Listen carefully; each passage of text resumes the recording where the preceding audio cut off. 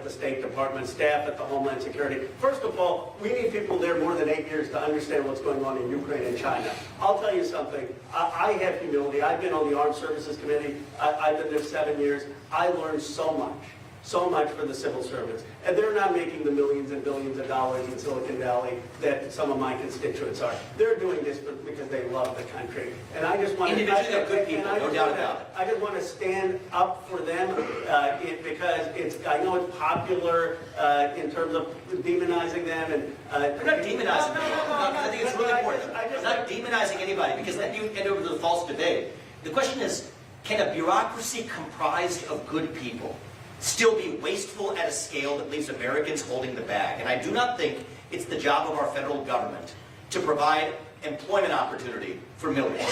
They should actually fill the open jobs in the private sector, reduce the size of that federal bureaucracy by 75%, and I think everybody's going to be better off. And that's not a slight against anybody. One line, Vivek, because you spent in Silicon Valley.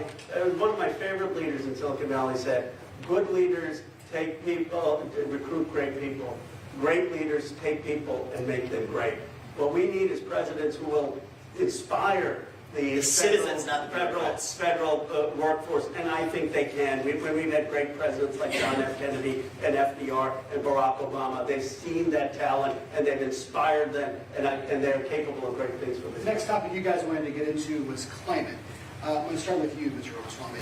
There was a recent poll from Yale and George Mason, by the way, that found that Republican views on climate are shifting, and now 1 out of 3 Republicans think that climate change should be declared a national emergency. Are they right or wrong?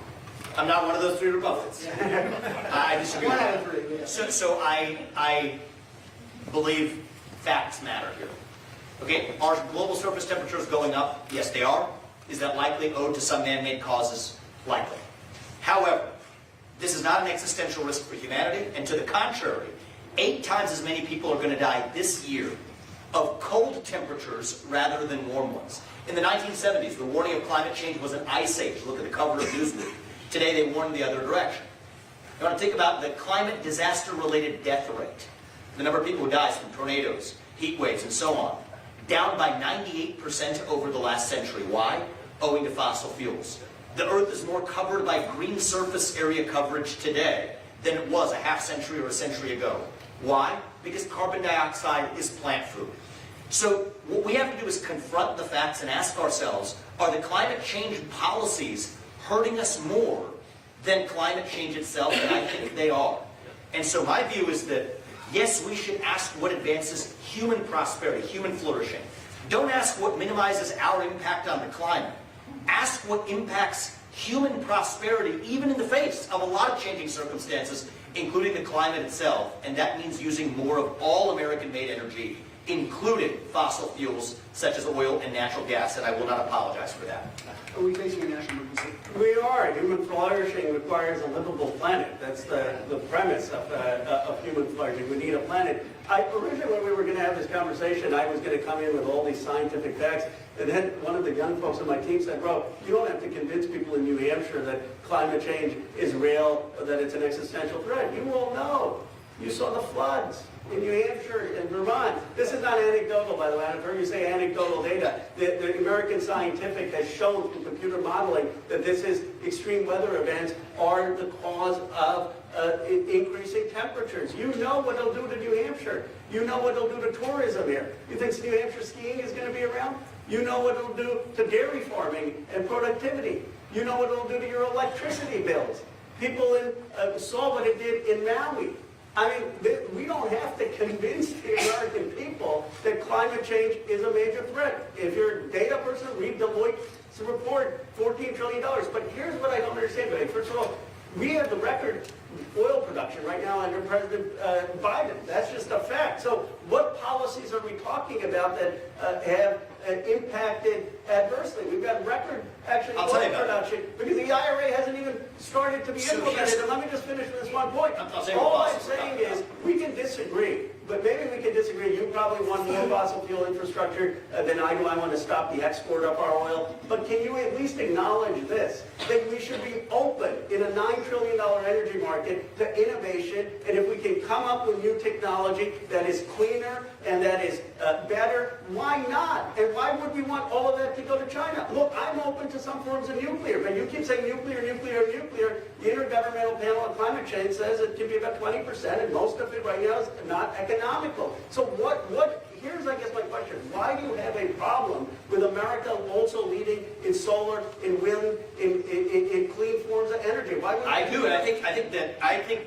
that there's an opportunity here for innovation. I love innovation. We've had innovation within oil production. Natural gas and fracking, horizontal drilling was a great source of American innovation that's been a source of prosperity to Americans and people around the world to whom we export natural gas. But the real opponents to innovation are the ones who are opposed to natural gas, which absolutely I consider a clean form of energy. I've developed 5 FDA-approved medicines. I love innovation. So that's actually not accurate, Ro. I think it's a lot of the mistaken policies. Here's my issue with the climate change agenda. It has nothing to do with the climate, actually. And I can prove that to you. The same people who will howl about reducing carbon emissions, Scope 3 emissions caps in the United States, say nothing as we're literally shifting those same projects to places like China. Chevron is dropping projects that are literally being bought up by PetroChina on the other side of the world. Last time I checked, it was supposed to be global warming. I'll give you one more fact, because I have read the science on this. So, trained as a molecular biologist back in the day, so I'll tell you this. Even if you subscribe to the core tenets of this movement, methane leakage is 80 times worse for global warming than is a unit of carbon dioxide. Methane leakage is worse in China than it is here. So not only is it net neutral, it's arguably worse even if you subscribe to the tenets of this worldview. And I do think it is hypocritical that many of the opponents of fossil fuels are also the biggest opponents of nuclear energy, which is the greatest form of carbon-free energy production known to man. That comes back to the administrative state. The Nuclear Regulatory Commission, since it was created, we have not seen the creation or the construction of a new nuclear power plant in the U.S. The only country in the world that has a Gen 4 nuclear reactor is actually China. So this is hypocrisy all the way down. And I think that we have to ask the question of what advances American flourishing, and what advances American flourishing will advance human flourishing, rather than measuring one metric of carbon emissions in the atmosphere. Very quickly, the President Biden, Inflation Reduction Act and infrastructure bill actually gives a lot of money to develop nuclear technology and actually helps expedite the permitting. If you read the bill, which is a net waste as long as you have the Nuclear Regulatory Commission that stops. No, it actually is. It calls for reform of the commission. The problem isn't the regulatory. I mean, it's easy. It's easy to just say, "Oh, the problem is it's bureaucrats." The problem is the economics. Roll, give me just a couple facts here. Good facts you'll love.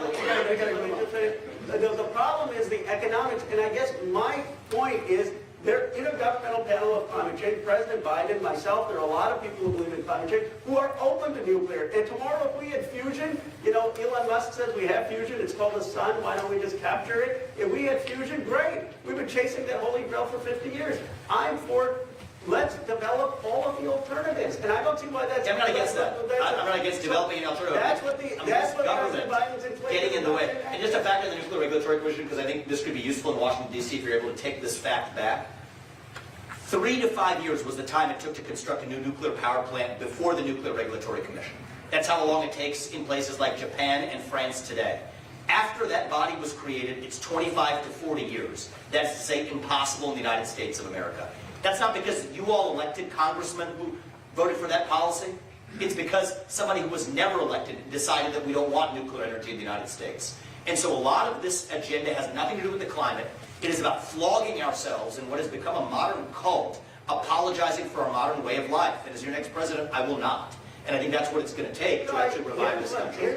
I already give you one, man. We're running out of time. All right. I want to get to the future of America, okay? This is the last topic you guys wanted to address. What do you fantasize America looking like in 2050? By 2050, Texas will be the largest populated state in the country. It will be a minority country, multi-ethnic. Clearly, obviously, I want to note that we have 2 Indian Americans on the stage. American Indians probably would be a better way of putting it. And same with Kamala Harris, and obviously with Haley in the race at the top of national politics. Asians are the fastest growing segment of the population in the United States. What, you're obviously keeping polarized, what does the future of America look like? I believe the question goes to you. If you had your way. I'm very hopeful about the future of America. I'm hopeful when I see the young people. I'm hopeful when I think of my own life story. You know, when I was growing up in Bucks County, Pennsylvania, my parents could not have met a staff member to a member of Congress. Today, there are 5 South Asians in the United States Congress. This is a country of progress. But you know what I think we need over the next 10, 20 years? We need an American production renaissance.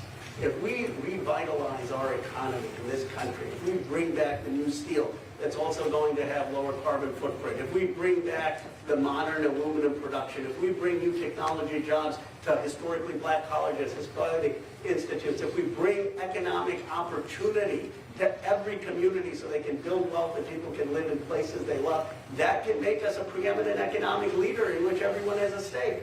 And I want for every American the chance this country gave Vivek and I.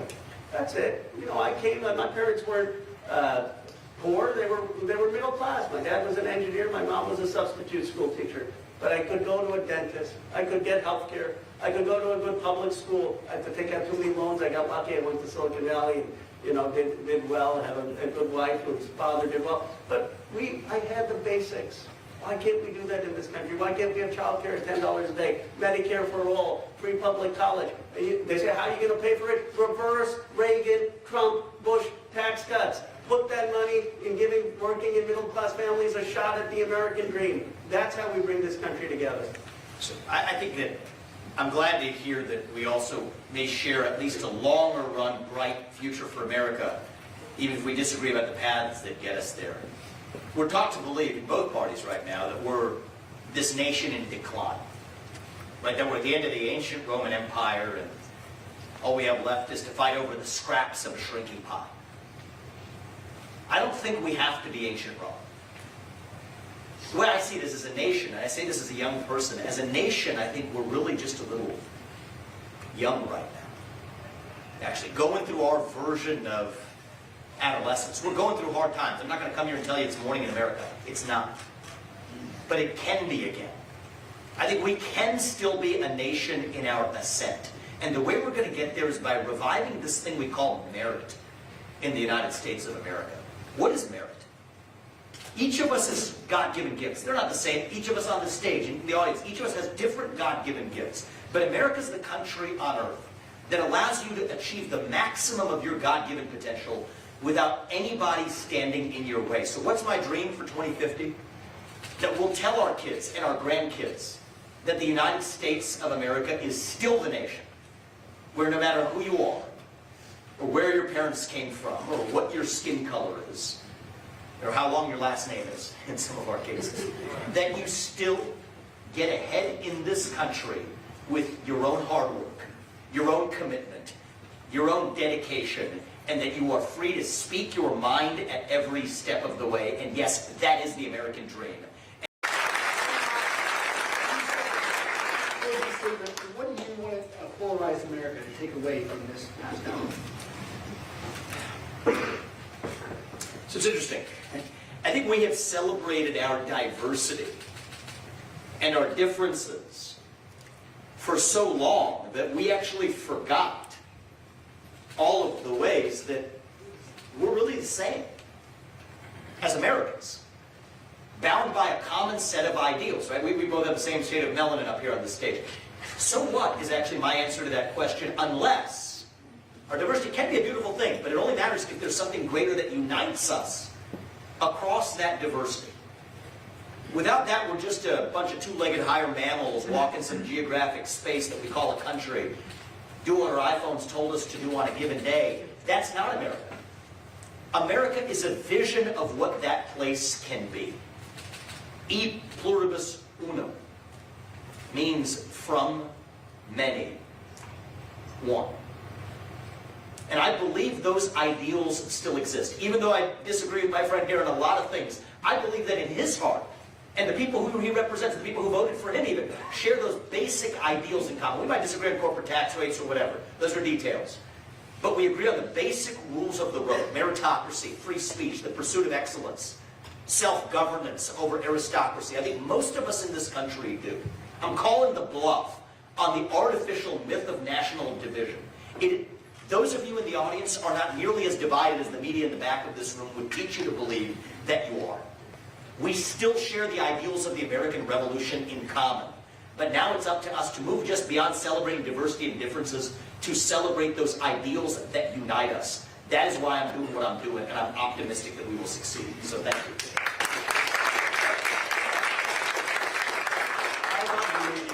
Machiavelli never criticized those who have the pen. But let me thank you, Vivek, because you've lived up to your terms of keeping this as a civil conversation. I think we need to do more. And it was a risk for you to do this running, and I appreciate your engagement. James, thank you. I guess where I would say is that I don't think it's history started with you or me, Vivek, and I have the same aspiration, but I also recognize the struggles of race and the struggles of people who have fought for that more perfect union. If we were going to teach history properly in America, and one reason we should, and some of you have heard me say this, I would lead with a speech by Frederick Douglass called Composite Nation. In 1869, Frederick Douglass, after 20 years of being enslaved, chooses not to speak out for black Americans. He chooses to speak out for Chinese Americans in 1869. And he says, I believe in the free air of America. People can come from all different backgrounds, all different faiths, all different cultures, and we will become a composite nation. Since then, we've had the internment of Japanese Americans, we've had the civil rights movement, we've had Bhagat Singh thing where people like Vivek and I weren't even allowed to be citizens, we've had our parents not being able to come here, we've had profiling of Arab Americans after 9/11, but we've continued to make progress. And here's what I say to young people, we have come too far to turn back. We have come too far to turn back. When I look at the young people in Congress, Delia Ramirez, Maxwell Frost, Jasmine Crockett, it gives me hope. When I looked at this young generation, it gives me hope. Our work is hard, but our work is to vindicate Douglas's vision of becoming a cohesive multiracial democracy. And the more conversations like this that we have, the better shot we have of doing that. Gentlemen,